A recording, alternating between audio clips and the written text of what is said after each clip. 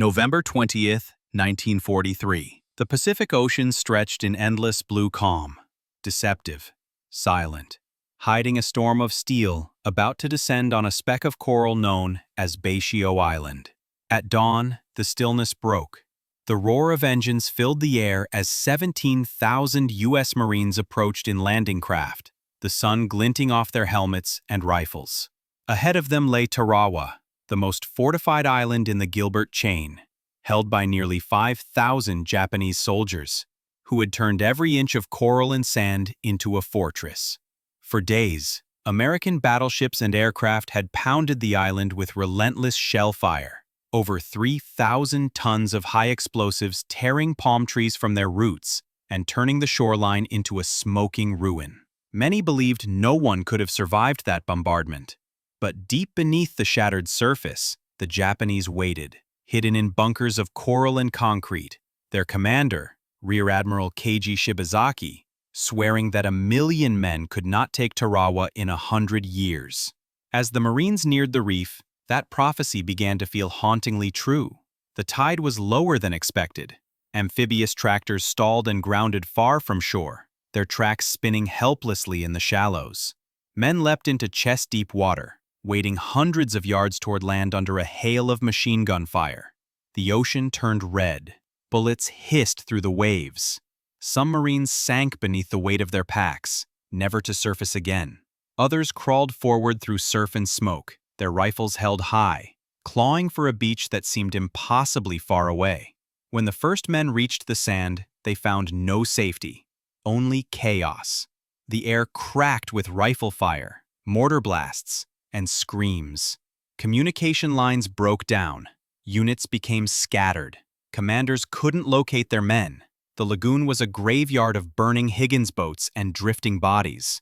By nightfall, more than 1,500 Marines were dead or wounded, and the enemy still held most of the island. But the survivors refused to give in. They dug shallow foxholes with their bare hands, firing into the darkness, repelling bonsai charges that came like waves in the night.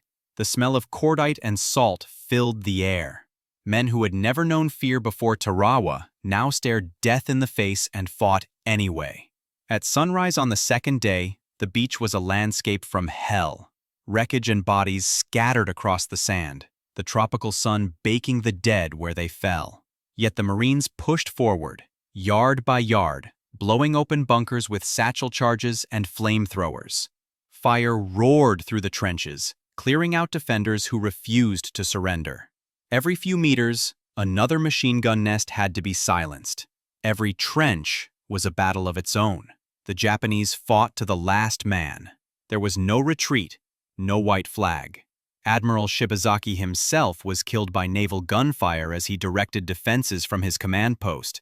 But even without him, resistance continued with suicidal intensity. The Marines called in tanks, naval bombardment, and aircraft to break through the final defensive line. By the third day, Tarawa was no longer an island. It was rubble. Palm trees were blackened stumps. The air was thick with smoke and decay. The once white coral sand was stained with oil and blood. The few surviving Japanese soldiers launched desperate last stands, fighting with bayonets, grenades, even bare hands.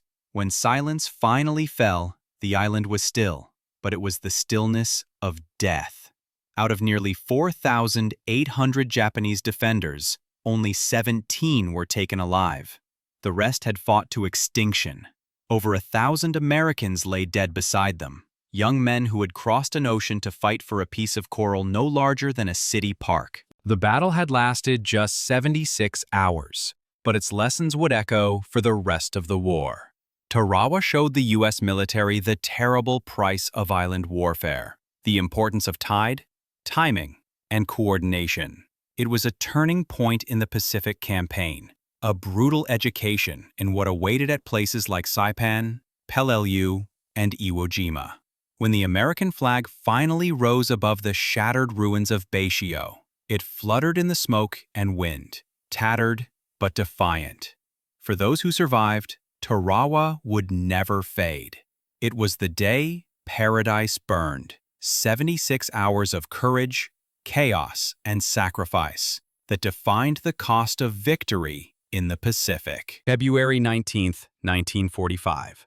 The Pacific wind carried the smell of sulfur and sea salt as the dark outline of Iwo Jima rose over the horizon. A black volcanic rock, barely 8 square miles in size, but to the men approaching it, it might as well have been another world. For the United States, Iwo Jima was a stepping stone, a critical base halfway between the Mariana Islands and Japan itself.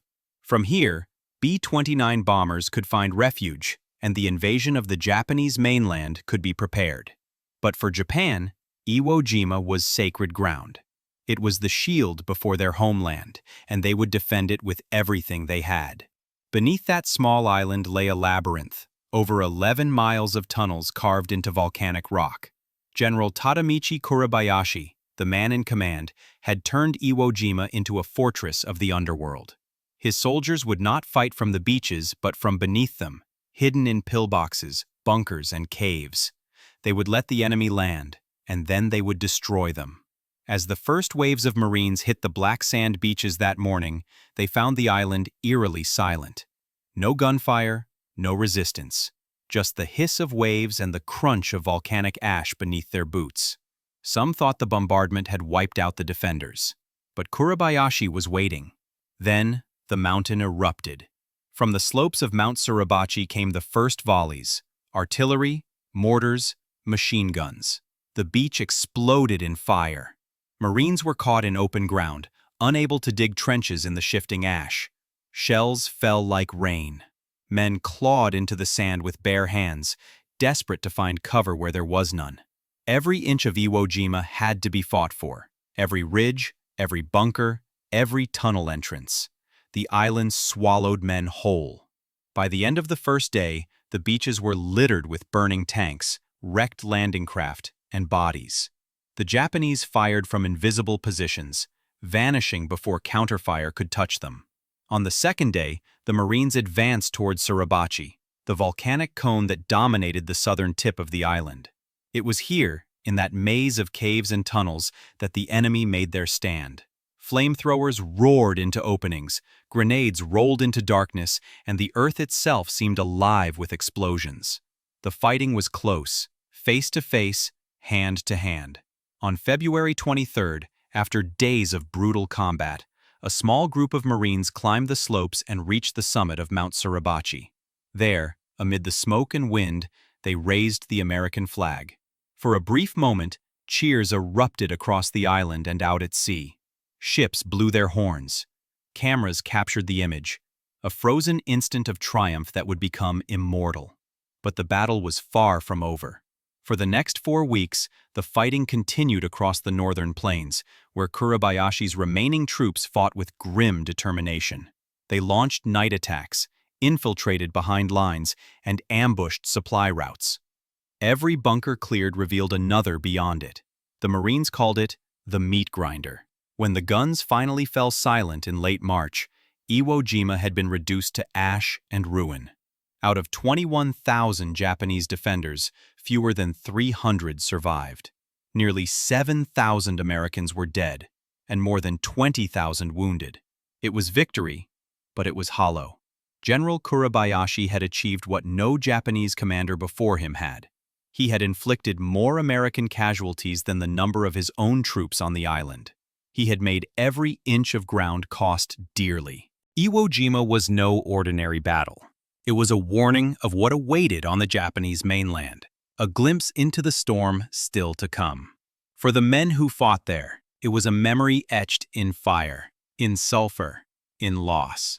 When the flag finally stood over the ruins of Iwo Jima, it was more than a symbol of victory. It was a testament to courage, endurance, and the price of reaching the gates of Japan. The island that fought back had fallen, but it had taken a piece of every man who set foot on its shores.